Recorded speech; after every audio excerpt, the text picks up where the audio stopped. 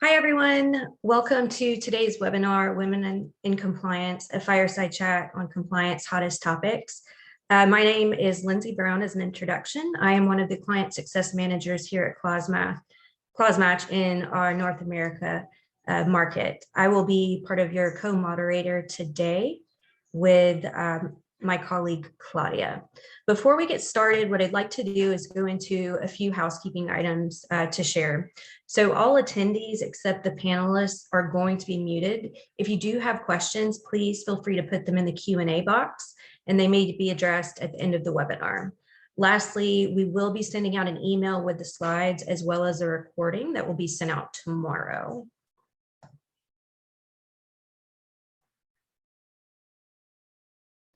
I'll unmute myself. Thanks, Lindsay. And I'm Claudia, co-moderating the webinar as well, sitting out of our London office, actually, and supporting the EMEA region.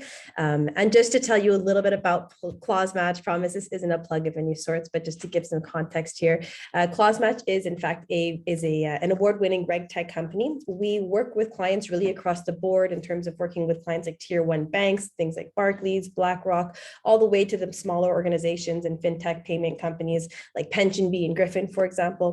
So as you're noticing, we do have offices across the globe, notably our headquarters in London, but also offices in Singapore and in the US as well. Last little piece of information, we do support clients in over 65 countries. And if you're looking to get any more information about us, feel free to reach out on the side. Okay, so now let's introduce our speakers. So I'm joined today, as I said, by Claudia, that was just presenting on our previous slide. Together, we will be co-moderating for the webinar. Additionally, we have a great group of subject matter experts for our fireside chat today. These women have a breadth of knowledge across the compliance space from North America to our EMEA market as well. So what we're going to do is introduce each of these speakers and panelists in more detail during their own discussions.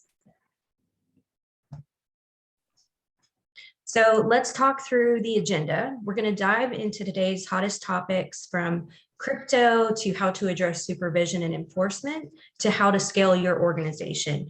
We'll also dive into AI and provide tips to help your organizations avoid compliance risks. Then we'll conclude with a discussion from Mary Shirley on how to enhance your own personal brand. And with that, I'm going to hand it back over to my colleague Claudia to kick off our first discussion. Thanks, Lindsay.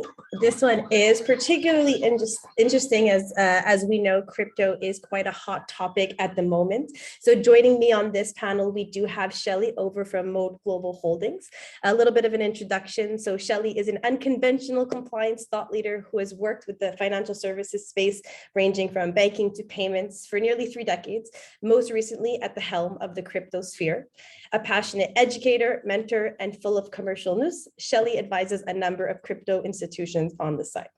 So Shirley, on that note, I have a few questions for you that I'd love to jump into, with number one being, what is the compliance's functions role in making the crypto industry credible? Yeah, thanks, Claudia. So the role of compliance is, it's a hallmark of quality. It allows consumers the confidence to build trust and understanding. And it also allows firms to understand what good looks like and the need to demonstrate over a sustained period credibility in meeting the standards expected from financial service firms. So compliance's role is to help with the evolution. Understood. And so the evolution, and to elaborate a little bit on that, we're hearing a lot about how, especially in the UK right now, there will soon be plans to reveal, a more regulated cryptocurrency market. What do you think companies should be on the lookout for? Just to elaborate a little bit more on that question in regards to what to expect, or what are your thoughts on what's upcoming? I don't think there are ever any surprises. Because there is consultation between industry and regulators, and I'm very grateful that consultation takes place. I'm not sure how much of an impact it's going to have in our current situations, but I think that the developments we're going to see will be around the travel rule, around the strengthening of AML protections, We're going to see potentially some divergence in how countries can deal with each other, in particular with Brexit in mind there as well, and what's going to happen between the Frankfurt and London financial hubs for that. And I think we're going to see new regulation that is just for crypto and not for other financial services, because trying to get one size to fit all isn't having great results right now. Agreed. And that's a perfect kind of segue into the second question in regards to how do you keep up with the ongoing and the numerous regulations around crypto right now? Personally, reading. Okay. Corporately, we have people who this is their job. There is so much going on in the crypto sphere that you cannot keep up and hold down a full-time job at the same time. And all you need to do is keep up enough with a LinkedIn feed, joining a few Discords, understanding a few projects, going to some crypto geek meetups and meeting people face to face. I'm on WhatsApp groups of people who get excited at crypto news, and obviously taking courses. And when you've taken enough courses, you get to write the courses and participate in delivering them. Yeah. Excellent. And sidebar for everyone watching, if you're not following Shirley on LinkedIn, please absolutely do. Lots of great posting, lots of great insights. So just on that side note, in terms of education and being informed and just staying up to date, definitely someone I'd recommend following there. Kind of segmenting into my third part, and what is your organization doing to mitigate risks associated with crypto? Okay, so Mode has gone the absolutely legit role whole hog. So we're not just registered as a crypto asset firm with the FCA, and we have an EMI license to boot. We're also listed on the London Stock Exchange, which means that we have very firm and clear guidance on risk management. And as a grown-up firm, risk management is at the core of what we do. So the risks associated with crypto are the same as risks associated with financial services companies, tech companies. It's the IT security, it's the data security. But for us, more than that, we want to reduce the customer risk. And we're addressing that by having a very vanilla risk profile for our customers. So we know who it is who we're dealing with, so we can be more confident. And also ensuring that education is as much a part of the customer journey as it is. You know, if we're not comfortable that our customers know what they're doing, we wouldn't possibly be able to allow them to do it. And one thing we did, which I'm particularly happy about, because it's all worked out really useful, is I got my firm to adopt the financial promotions regime principles when no one was doing that. And I thought, well, rather than write our own framework, here's a framework that the FCA is already familiar with, and it feels right for crypto because we've got the same objectives for our customers. Yeah. And so we adopted that. And then there's been all this noise around financial promotions and being clear, fair, and not misleading. So that was one we got right by mitigating risk in advance of being forced to do it. And yeah, that's how we're mitigating risk. Taking a more proactive approach in this case, as opposed to, yeah. Yeah. Okay, sure. Awesome. And then as you've implemented that through the organization, kind of dovetailing into my final question is, how do you work with other internal teams and really work across different departments to overcome these challenges? So explaining how I had to use jelly babies and beer cans to train engineers around controls and control failures. Yeah, that would take far longer than we've got right here. So what I can say is that none of it has been about technical compliance. And in fact, the more technical and compliancy one is, the less accepting the audience becomes. So it's about communication. And there's a great book. There's no technical compliance in it, but there's a book out there by Kirsty Grant Hart.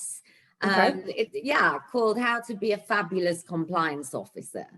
And it is about communication, and it's about humility, and yeah, it's about engaging with people who are nothing like you probably, Yeah. and accepting that you still need to make yourself understood. And that might be about educating you, not educating them. Yeah, absolutely. Education around compliance being a competitive advantage as opposed to, an operational burden. Absolutely. So on board with you there, and appreciate your responses. On that note, I think on the sake of time, we're cutting off here, and I'm going to pass it over to Lindsay for the next panelist as well. Thanks, Shirley. All right. Thank you both. Thank you, Shirley and Claudia. So in our next topic, we have Stephanie Felt. She's the Chief Compliance Officer at trading.com, and she's going to share her experience on how to maintain adequate supervision in the now remote world that we all used to.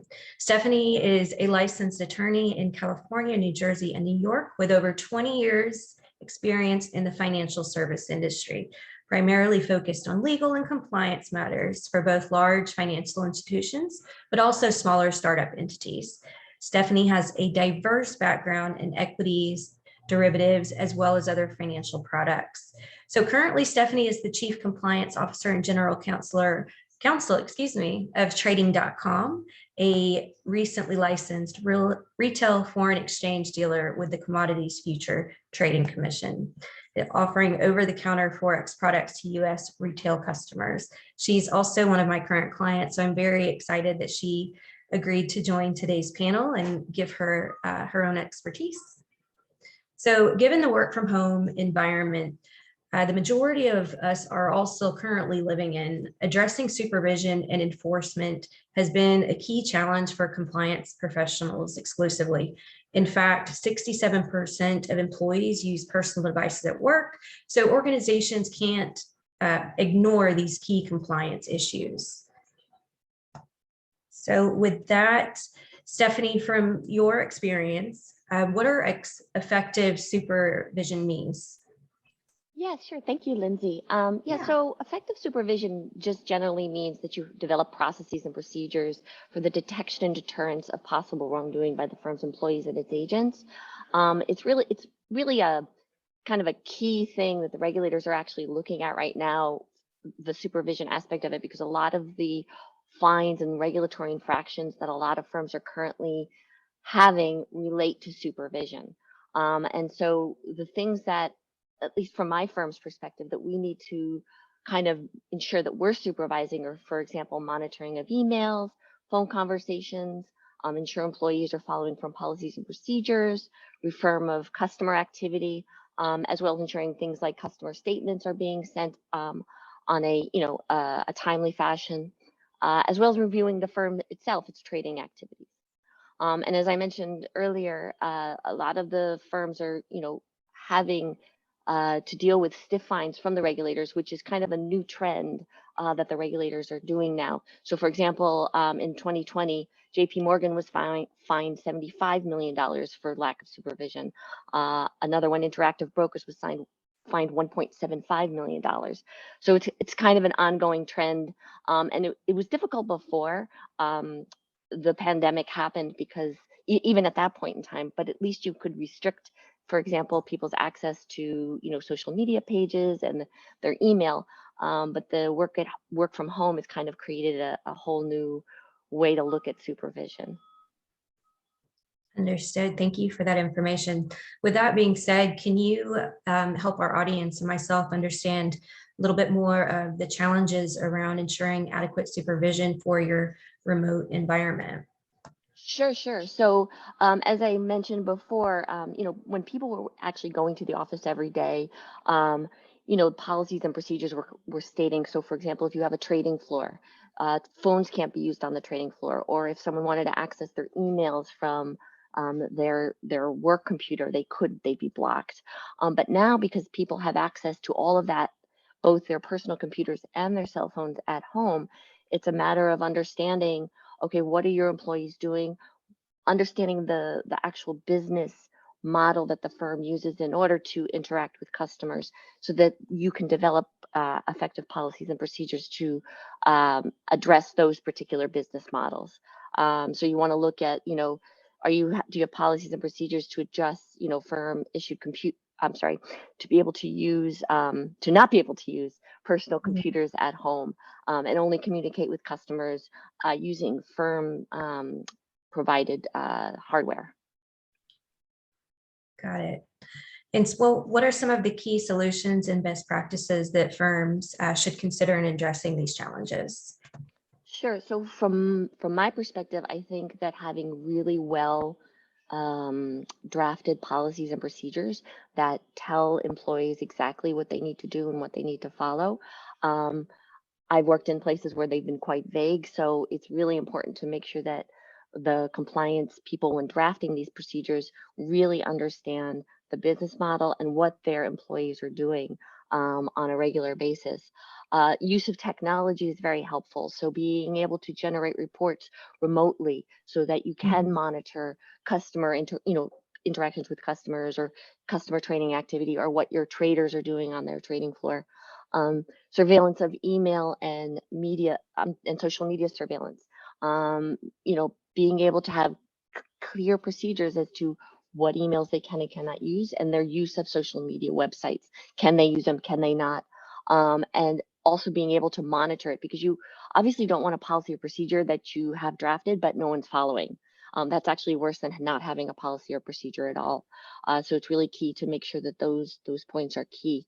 And then just adequate training for employees. I mean, constantly communicate with your business people and make sure that they're aware of, for example, the regulatory fines that are being imposed, and that it's very important for them to understand, look, these are the regulations, and we really need to ensure that we satisfy them adequately. And so that's kind of really key, is, again, good communication with your business people and understanding the business practices to develop these policies and procedures. Absolutely. We definitely understand that here at ClausMatch. Thank you for those insights. I really appreciate it, Sure. Stephanie. Sure. Claudia, I'll go ahead and pass it off to you. Thank you, Lindsay. Next up, we're going to be discussing strategies to successfully scale your organization, and I'm lucky to be joined by Livia Benesti. A little intro about Livia. So she is both the company head of AML and general manager over at Banking Circle's UK branch, having had practical experience working in tier 1 banks, fintech startups, and more recently regtech companies. She spent the last 2 years scaling a financial crime team to support a business that is effectively growing at what I understand is a very quick speed at this point. So Livia, I'm going to jump in with a few questions for you, starting with number 1. Actually, first and foremost, hi, Livia, how are you? I'm great. I'm great. Hi, Claudia. Thanks for having me. Of course, of course. So question number 1, what are some of the challenges you face as you're looking to scale your organization? Yeah, I thank you for the ability to talk about the topic as well. I think when I'm asked to do webinars, sometimes it's about pieces of regulation and things like that, which of course we can talk to, but sometimes I suddenly realize actually that's not the largest part of my job anymore, which is strange. But has been a lot of fun to kind of, I think I put the LinkedIn post today about the webinars to flex a different muscle. And I think 15 years in AML and suddenly having to kind of manage managers and scale a team like that, it is a very different skill set. And it's not something you're taught when you're becoming an AML advisory specialist. And definitely the biggest questions for me were, firstly, how do I do this? And secondly, what do I tackle in what order? Yeah. And then thirdly, what's the bigger picture, right? Because you can build a team that works from an AML perspective, from all of your experience, but actually it has to sit within the context of a wider organization. It has to work for that organization. So what are you trying to achieve? Who else are you interacting with, your stakeholders, et cetera, and making sure that it operates in that context and not in a vacuum. And I think that the challenge was figuring all of that out. And what I learned throughout doing it and didn't always get right the first time was that you should start with the people and then go to the processes and then go to the tech. And I think that can be considered maybe a little bit, not controversial, it's too strong a word, but especially in startup and scale up mode in the fintech world with regtech companies all over the place. There's a good solution for almost everything at the moment. I think people think that regtech will solve all the problems, and if you can implement all of that straight away, then you're good to go. actually you can't do that because you can't automate that process. So you really have to start with the people. That was my number one lesson, was I should have hired sooner, and I should have hired, well, not better actually, because I managed to get a great team together, but I should have done that sooner. And your people are the absolute core of what you're doing. At that point, they can bring in their experience to develop great processes, and completely echoing what Stephanie was saying just now about how good procedures and policies make an impact and what that looks like. And then you automate, then you put the tech on top once there's a good underlying procedure. So I think the challenge was figuring out how, and that's kind of what I came to in the end. I think that's incredibly insightful. And you mentioned hiring a really phenomenal team underneath you at that time. So curious to hear, kind of leading into my next questions around what were some of the skills or some of the even the soft skills that you were looking at when going through the hiring process with your AML compliance professionals? I mean, you kind of hit the nail on the head right there. A lot of it is soft skills.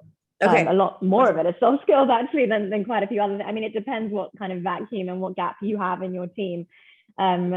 You obviously need regulatory specialists, and you, depending on where you are, if you're second line, first line, etc., you will need operational professionals. You'll need the skills that fit the right job. But two things that are fundamentally important. I think soft skills were already coming into play when I started 15, 16 years ago, right? So already the people that could have a conversation and be more social and commercial were beginning to take the lead from the traditional compliance officer, who I think was seen as sitting in a back room in the dark and was maybe brought out for the regulator and then wheeled back to their underground cupboard. So the soft skills and the ability to communicate are key, and I think that's been around for a while. But the breadth of stakeholders that a compliance officer or an AML officer right now has to engage with, I think, is a lot broader than ever before. And the level of expertise and the nature of the language that they have to use in those conversations, I think, has changed a lot. And the biggest area of that is probably tech. I think it's broader because in fintech, you're so much more involved in so many different parts. I worked for very large tier ones, some of the largest tier ones in the world. And I had amazing exposure to the business, but I certainly wouldn't have spoken to somebody in tech or product or possibly even actually risk, right? Like it was very different. At the time when I started AML, wouldn't even have spoken to fraud. We were so distinct.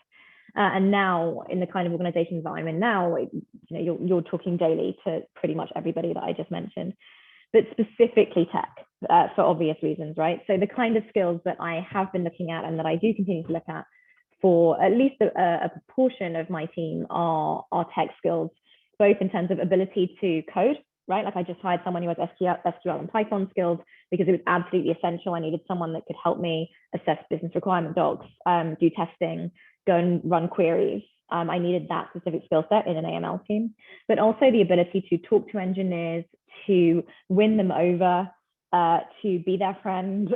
And it is a very different skill set, a very different personality type, often, not to want to generalize, but often it is. And knowing how to handle that is absolutely essential. And that's probably been what's driven the team forward the most in the last couple of years. That's awesome. I have kind of a sidebar question that's not listed here on the screen, but it'll kind of dovetail into the third one.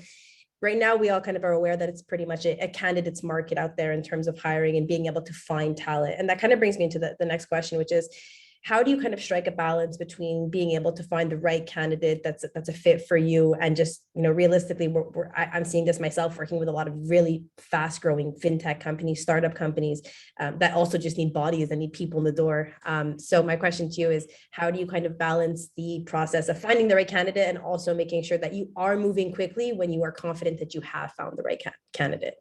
It's a great question. Hiring right now is impossible. It's so hard. It's so hard.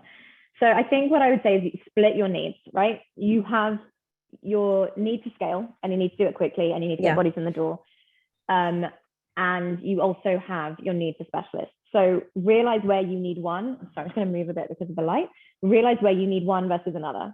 And sometimes you need bodies, but sometimes you need specialists. And don't get the two confused, so that you don't hire in a panic where what you really need is a rock star. You don't need a team of alphas. You definitely don't need a team of alphas, but you also don't actually need a team of superstars. You don't need everyone to be like, I want to be CEO in 6 months. In fact, that's going to kill you. Don't do that. It will be a horrible experience to manage. But you do need the few that want to develop super quickly and take on absolutely everything and will excel at everything. And you need people that are really happy doing their job, really enjoy it, do it well, and are happy to stay there for the foreseeable.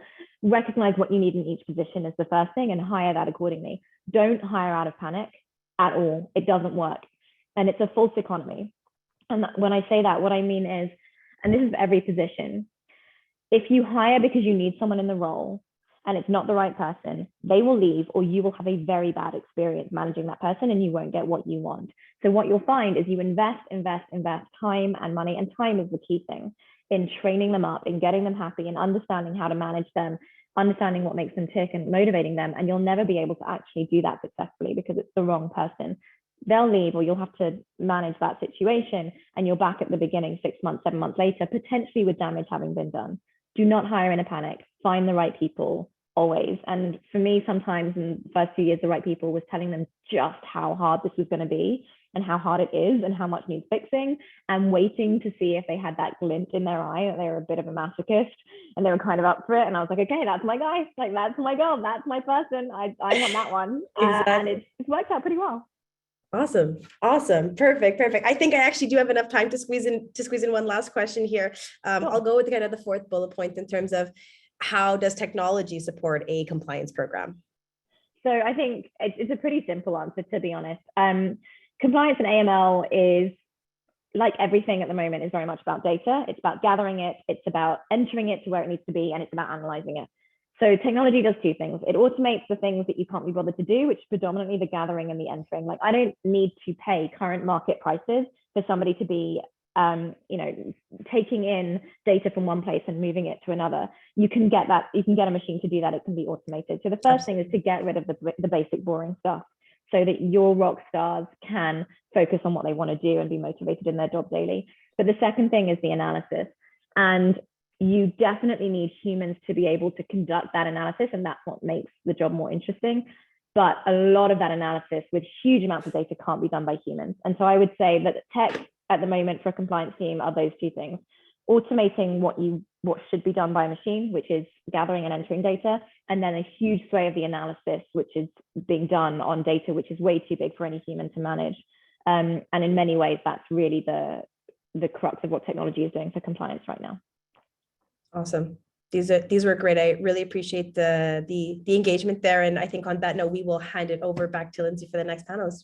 Thanks. Thanks, Livia. Yeah, thank you both, Olivia and Claudia. So next, we're going to chat about how to avoid compliance risk and better protect your organization with Jessica Sanderson. Jessica is the partner at the Volco law firm.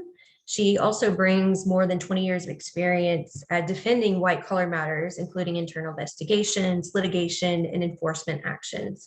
In her current role, she is responsible for design and strengthening corporate compliance programs, conducting risk assessments and compliance audits, and developing and implementing compliance training programs and providing in-person training.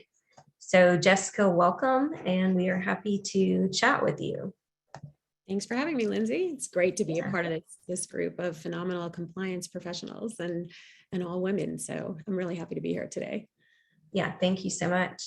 So from a compliance perspective, what steps should organizations take when they discover a company policy violation or perhaps an internal control failure?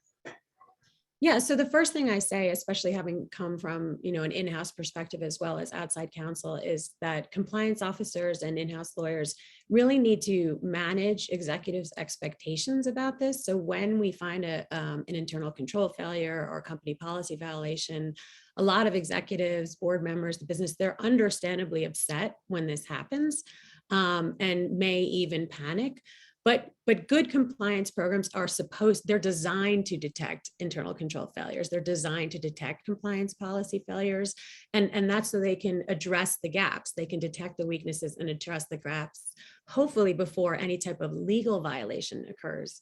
And so, a really good example of this right now, we're really, all of our clients and most of the world is understandably focused on, say, the Russian sanctions, the economic sanctions. So if a company has a policy that says, we're going to screen all of our customers before we do business with them to make sure they're not sanctioned, and then we discover a policy violation or failure oh no, we didn't screen this entity. Somehow it slipped through the cracks, and we did business with this entity, and we sent product, say, or technology to Russia. That's definitely an internal control violation, but it doesn't mean that it's a sanctions violation, because we don't have a complete embargo against Russia. And there's still certain activity that we can engage in under all of the, whether we're talking about a US or a UK or EU focus. Mhm. So again, there's clearly a policy violation, but there wasn't a legal violation. So the reaction needs to be that we have to do a root cause analysis. We have to figure out, how did this happen? And then we have to engage in remediation or have consequences to make sure it doesn't happen again. And that's how we actually strengthen our compliance programs and develop a more, effective compliance program. Thank you for that additional insight. We all know that that is on the forefront of many businesses, both in the US and the EMEA markets. So segueing into our next question, what are some of the best practices organizations can now leverage to demonstrate that specific compliance? Right. So here again, when we're talking about demonstrating compliance, I'm thinking, why would we want to do this? When would we have a need to demonstrate our compliance program? And generally, again, in the US, UK, and EMEA, companies will want to demonstrate compliance in the event, unfortunately, if there is a violation, because that may affect a decision to prosecute. If there's a really strong compliance program that failed in some manner and didn't prevent some violation, a regulator may decide not to prosecute if the company did everything in its power not to allow that violation. Or if they do prosecute, it can significantly reduce penalties. So I would start out with saying that's why and when we'd want to demonstrate compliance. And then in terms of how we demonstrate compliance or best practices, again, most of the regulators, whether we're in the US or elsewhere, agree that there's certain factors or hallmarks of effective compliance programs. And I want to say that one of the most important ones actually was mentioned by Livia and by Shirley, and I think everyone who spoke before me, which is communication. I think people underestimate the value of communication as an actual powerful internal control, because we communicate within our company our expectations of compliance, as well as the reasoning behind, we have this policy, but here's why we have this policy. And when our employees can understand that, it makes it easier to follow. And then there's certain other hallmarks that are just consistent across the board, which would be, senior management commitment, clearly articulated policies and processes. We talked a little bit at the end of the last presentation about a data and automated processes. If the company has the ability and the resources to afford automated processes, then the regulators are going to expect that we do so. There has to be, confidential reporting mechanisms. I can't underestimate the value of that as well, so that employees can raise concerns before they become problems. But things like that, conducting risk assessments, internal audits, and continuous improvement, those are going to be, the best practices and the hallmarks of an effective compliance program. And the last thing I want to mention too, that I think is important to emphasize, is that there really is no one size fits all for a company. That compliance officers or in-house counsel, they're given a lot of discretion as to how to implement a compliance program. And so I always suggest, talk to the business, talk to your internal stakeholders and your internal customers, and figure out what works best for our company. Let's implement practical solutions, practical processes that the business can easily follow, and not find any need to try to circumvent or, just otherwise make it fit. And then we achieve the goal we want, but there's just better ways to get there. Right. Absolutely. You made a great point. I think that's becoming a common theme throughout this chat today, would be communication amongst the organization. So thank you so much for that. Do you have any other insights you'd like to provide? Yeah, I mean, I don't know. I don't want to take time from others, but if we wanted to get to just sort of the third point, which really, it brings in the earlier points that I made, as, how do you identify the risk in your organization? Again, you have to involve the business. You've got to really understand your operations, both your sales channel as well as your supply channel, and figure out where the risks are. use risk assessments or internal compliance audits. You can't just have policies on paper. You've got to actually, go in and check and talk to the employees on the ground and find out if the policies are actually working, if they're actually being followed. Again, reporting channels are a great way to make sure, we encourage our employees to speak up, to question things. That's how we identify risks, and that's how we can address them before they become violations. Of course. Great. Thank you so much for that additional insight. With that, Claudia, I will pass it over to you. Thank you. Next, we will be moving on to AI's impact on the changing UK regulatory landscape with Sarah Rose. And I am thrilled to be joined by Sarah Rose. I think, am I seeing her come on video? There she is. Excellent. Hello, how are you? I'm very well, thank you. Thank you for having me here today, Claudia. Very, very happy to have you here. Quick introduction. So I actually had the opportunity to see Sarah Rose on a panel. I think it was just a few weeks ago.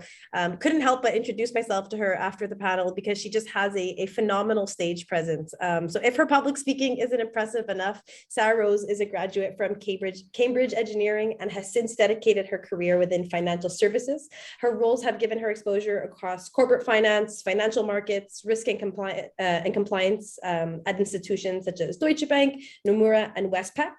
More recently, she was chief of compliance for a CME group company, but found her current home at Singer Capital Markets, where she's head of compliance MLRO. So on that note, Sarah, jumping into our first topic of the day, how can organizations marry AI with internal policies to keep abreast of the latest changes in UK regulatory landscape? So I think artificial intelligence is a really cool area. I think most of the time we always think about AI and people talk about AI within trading functionality. And I remember being on the dealing floor about a decade ago, and when algorithms first came in, we were all pointing at the traders and going, hey, you're going to be actually replaced by a black box. Maybe that didn't happen, and I have a trading floor to the left of me right now through a door.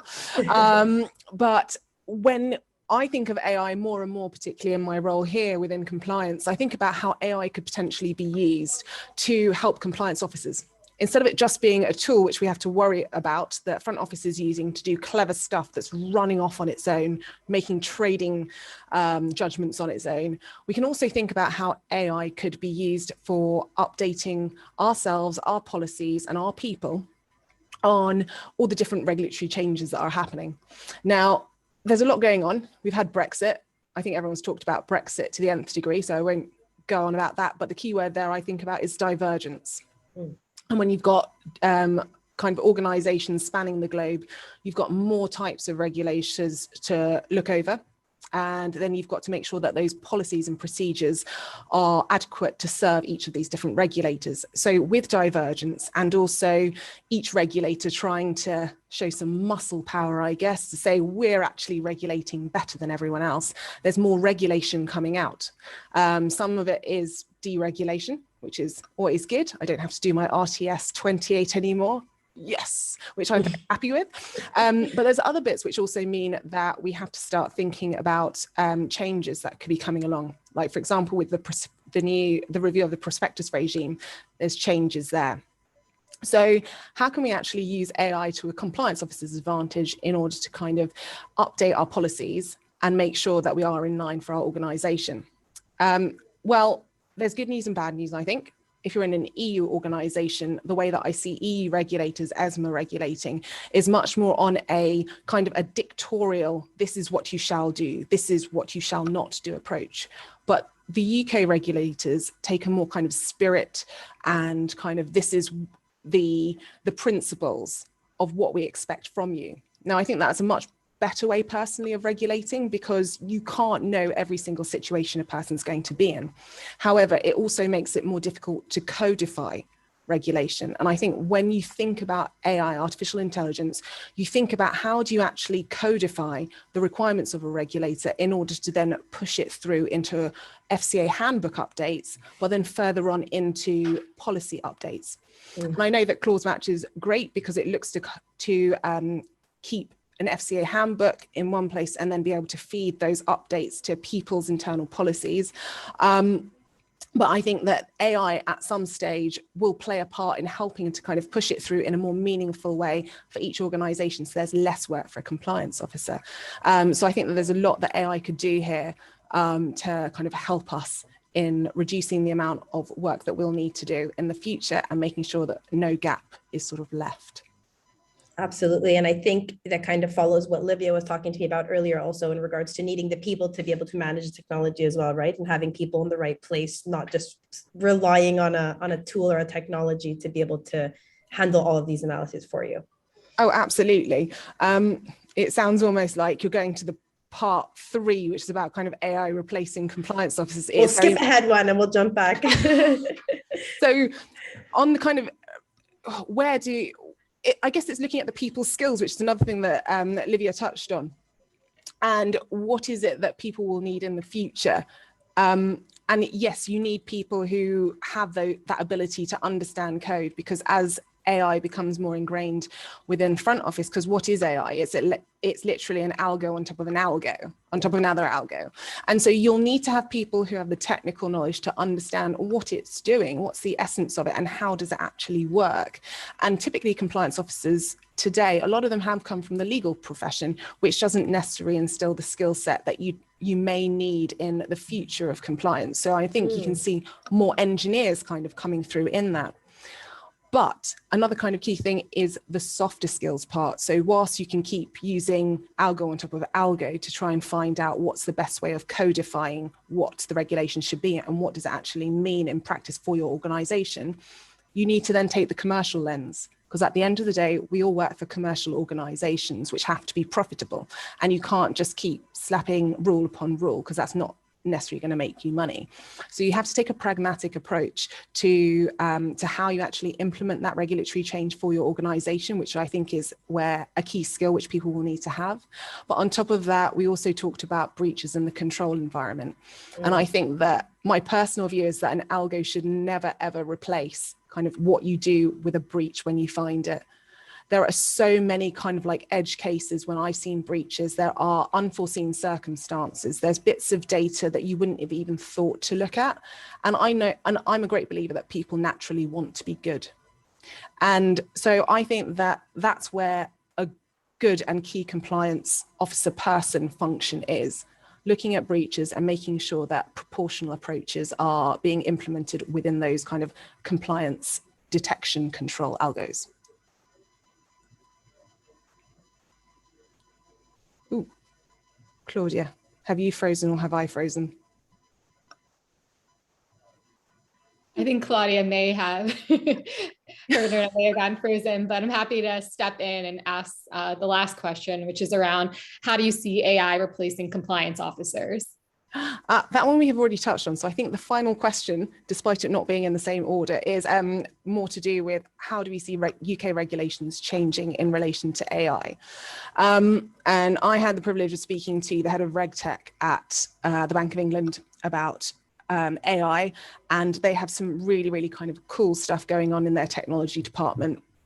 When it comes to using avatars to enable people to have a more personable approach, but also for it to be able to scrape lots and lots of data in order to see things such as Twitter trends, which are usually a little bit ahead of the more formal routes, such as looking at RNS updates. So we can already see it when you're looking at like the crypto space and people who, like influencers, and how they are actually becoming a little bit more regulated and being pulled into the sphere to protect customers. I would envisage that UK regulations will have to change to the customer pull. And as more and more customers wish to use AI to help with their investing, I think UK regulators will have to spend time to understand AI alongside the customer want in order to try and actually drive regulation in the right way there, and not just hand it over to the Advertising Standards Agency. So yes, that's my 2 cents. Hey, Claudia. Hello, I'm so sorry. My internet dropped out, but I just saw that Amanda jumped in on my behalf. Thank you, Amanda, but apologies for that. My Wi-Fi has been a little bit off and on all day today. No problem. Excellent, excellent. So I believe that was the final wrap up to this session. We're going to be moving on to the next panelist, but thank you again, Saros, for joining us today. And always a pleasure seeing you once again. My pleasure. Thank you, Claudia. Cheers. Okay, thank you both for those insights. And thank you, Amanda, for jumping in. So for our final topic today, we're going to be discussing how to facilitate self-promotion and enhance your personal brand with Mary Shirley. Very happy to have you on the panel today, Mary. A little bit of background, Mary is a New Zealand qualified lawyer with extensive experience implementing, evaluating, and monitoring compliance programs for multinational corporations. So Mary is currently the global head of culture of integrity and compliance education at Fresenius Medical Care in Boston. Additionally, Mary co-hosts the Great Women in Compliance podcast with Lisa Fine. I do recommend that you check that out. And is also the co-author of the book, Sending the Elevator Back Down, What We've Learned from Great Women in Compliance. So Stephanie, I definitely want to dive into first the book that you did co-author. So can you tell us a little bit more about the concept of sending the elevator back down and what it means for women in particular? Certainly. Thank you so much to you all for having me and for taking books to give away to some of the audience members today. It's so appreciated. And with that, I would say thank you for sending the elevator back down to me. The concept of it really is almost a societal balancing or karma. The idea that once you've reached a certain level of success, that you send the elevator back down and help others climb what can be, of course, a very interesting trajectory for our careers up a mountain, essentially. And why it's important for women in particular is that we know that women have been on the back foot largely for centuries compared with men. And one of the reasons why it's thought that we're still in that position is through the lack of mentors or visible women who are in senior level positions. So helping those and being a mentor is great to send the elevator back down to other women. And on the flip side, there is the idea of Queen Bee syndrome. And that is essentially the concept that it is thought, some psychologists have coined this term, sometimes women can be more harmful to other women in terms of career growth than they would be to men in the office. And so using a metaphor for that, it's like when some women reach the top, they take the ladder with them. And so that's why it's important for women in particular, I think, to be conscious of sending the elevator back down. And I would also make the point that it's not just when you reach the top. You can send the elevator back down no matter where you are. And a really beautiful example of this was just a few moments ago with Claudia saying that she saw Sarah Rose speaking on a panel, and she just had to introduce herself and tell her that she was phenomenal and then invite her to speak here. You know, in that situation, Claudia doesn't have to be the boss of Sarah Rose. She can just be anyone going about her business. You could be a new graduate. You could be a student listening to this right now and writing to one of these fabulous women that have been speaking today and telling them what struck a chord with you, what you learned from them, and just telling them that they are fabulous with their presence, their presentation skills, whatever it is. That's sending the elevator back down. I absolutely love that. And I cannot wait to dive into that book. I'm very excited to read it. So moving on to the next point, women think of self-promotion as often being seen as a dirty type of word. Why would you encourage women to reframe this perception? Yeah, so there is a statistic that the Harvard Business Review shone a light on, which is to do with the fact that typically men will self-promote about 30% more than equally qualified women. Now, that's not men undermining us. They're not doing anything wrong to us when they do that. And a very good day to all the gentlemen that have joined us today. Thank you for your allyship and wanting to further your own knowledge in this area. I really appreciate that. But we are doing ourselves a disservice if we're not self-promoting. And I think part of the ick factor with self-promotion is the idea that we tend to view others as being arrogant when they have the confidence to self-promote. So the reframing that I would ask you to think about to take place is remembering that when we build our brand, when we promote ourselves, it doesn't have to be, hey, look at this award I won. Although I would encourage you, if you've won an award, do shout that out from the rooftops, well done. But it's also things like talking about things that you have an interest in. Maybe there's a charity that you volunteer with. And so the maybe this social media post that you talk about is not you saying, I'm so good and angelic and charitable and such a fabulous person, but just you talking about some of the work that you've done with this charity in and of itself shows and highlights what a giving and altruistic person that you are. So I would ask you to think about self-promotion not as being something icky that you do with the intentions of trampling over other people, but simply letting your self-branding be seen. And remember that when we're up for promotion, it's not just our direct boss that's involved in that process. Very oftentimes it's the boss above, and they need to know who you are in order to be able to support your boss saying, yeah, I think Mary should get this promotion or opportunity or whatever it is. So remember that we've been on the back foot for way too long. Men are not standing on our necks on this one. So step off your own neck, stand up and be counted. That's great insight. Definitely resonated with me personally, and I'm sure the audience as well. I am not a self-promoter, so I really like to hear that. What's one low-hanging fruit action item women in compliance can do to further their personal brand? Yeah, I have a little piece of homework for you to do, and this is from a lady who was a coach in this area. She very specifically coaches women in self-branding and self-promotion. Her name is Mel Stanley. She is a British national, and I'd encourage you to look her up and follow her for her tips.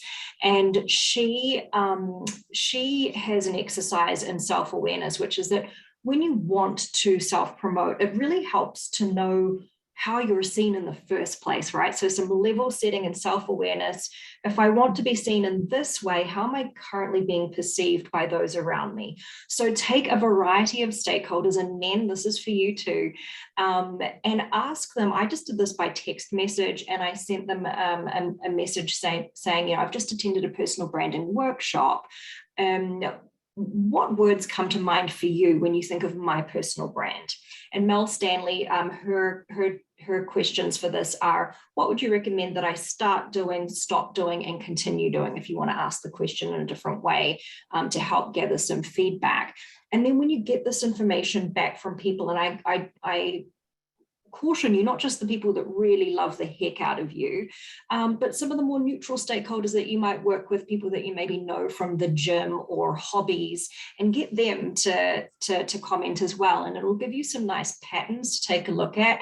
And as a bonus, this will be one of the most complimentary exercises you'll have ever done. And so if you're having a little bit of a moment of the blues right now, or your confidence could do with a boost, do this exercise, because you will feel so wrapped in love, even by people that you do not necessarily think have that much affection for you, because perhaps, you know, it's someone that you don't know so well at work. You will be blown away by this. So really easy, free to do, and it'll be I'm not going to say life-changing, I probably wouldn't go that far, but it will really be something that helps you to think about how to further yourself and just feel wrapped in confidence and high self-esteem once you've done it.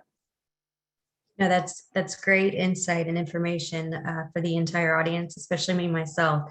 Thank you for that. I think we have time for your last question. So what are your tips for gaining exposure to facilitate self-promotion and display your personal brand on LinkedIn? Yeah, so my quick and easy tip for you is do not hit the share button. I know it can be very tempting to see someone else's post go viral, see how popular it is. Oh, it's such a great point. Hit share. The problem with that, and we were talking about algorithms before, the LinkedIn algorithm deprioritizes when you hit the share button. And people also feel like they can't add their own personal flavor to it, or they don't, because someone else has already said it so nicely. I mean, that's how you used to persuade yourself that you weren't plagiarizing in high school, isn't it? When you were doing essays. Do not fall into that trap. Again, do not plagiarize. Let your own flavor shine through, your own thought leadership and expertise. If you are a little more junior or a little more shy at this point, and you're not quite ready to let that thought leadership get out there, or you're scared of trolls at this point, my tip for you is that instead of hitting share, take the original source, say it's an article that someone shared, take the original document, paste that, and then ideally add your own commentary and thought leadership to what you're sharing. But if you can't do that, take a quote that really hit you as you were reading it. You thought, yeah, that's really persuasive. And, you just do a little comment like, good food for thought, or wow, this really hit home for me. Something like that, that's, very neutral and you won't get trolled for it. And then build up. After that, build your confidence so that you're the one that's commenting and analyzing on these articles that you're sharing on LinkedIn. And the thing that you need to do is just get started. So start today. That's perfect. And thank you for tying it back to the algorithm. We know that sometimes those algorithms can be frustrating. So thank you very much. With that, I'll turn it over to Claudia. I think we do have a few questions in the poll, if we could get some of those answered. Yeah, thanks, Lindsay and Mary. I'm already seeing quite a bit of interest coming in about the book in the chat. So just to throw up a quick poll for our audience, if everyone can just take a moment to reply. We do want to understand, if we host another all-women panel, what topics you'd be interested in. So in front of you, you should see the options of women in crypto, women in ESG, women in fintech, women in payments, or others that we'd love to hear about in the chat box.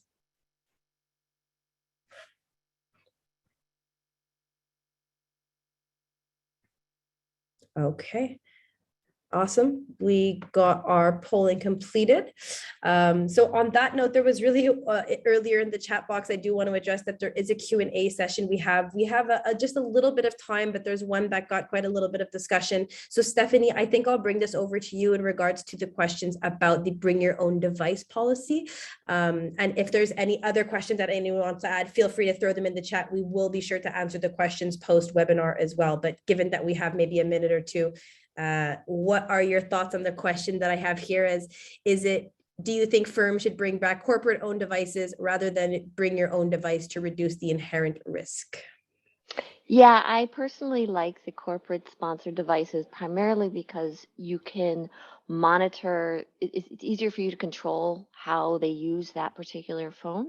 So I just think that that's the best way to do it. Also, they can control, viruses that are going into the phone or any type of malware that people might be using. And also think the regulators prefer it. That's assuming you're in a regulated space like myself. They like to be able to know that the corporation, and again, it goes back to the whole supervisory aspect of it, making sure that you have control over what is being said on those phones, how emails are being sent to customers and what have you. So that's my 2 cents. I know that there's, arguments both ways, pros and cons, but from someone who's in a regulated space, I think that would be the best option. Awesome. Thanks for that, Stephanie. Yeah, if I could add to that, we conduct a lot of internal investigations when there are, like whistleblower reports or something of that nature, and it's very difficult to obtain communications on personal devices. It's much easier to access email or corporate devices if you want to review chats or Slack messages or email or things of that nature. So a lot of companies are instituting policies to discourage or prohibit conversations related to work over WeChat or WhatsApp or those types of text messaging services on personal phones.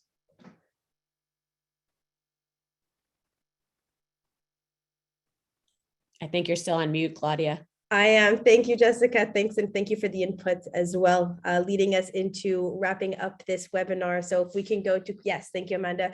Just quickly, some upcoming webinars that we do have more in a few weeks, even managing compliance risks to avoid fines and reputational damage coming up on April 19th, as well as some in-person events, both in the North America and EMEA region. You will be receiving these slides as a part of the follow-up to the webinar today. So no need to go through these. Last but not least, just want to highlight that we are able to give away essentially some sending the elevator back down books by Mary to the first 10 registrants of a demonstration with ClausMatch. However, of course, we would encourage you to check out the book and purchase it on your own if that's something that's of interest to you, which based on the comments, I think we'll see quite a few come through. But you can either use the QR code to scan or use the link on the slide that you're seeing here. So on that note, thank you for attending today. We'll wrap this up and you will be receiving the recording of this, if I'm not mistaken, tomorrow. Thanks, everyone.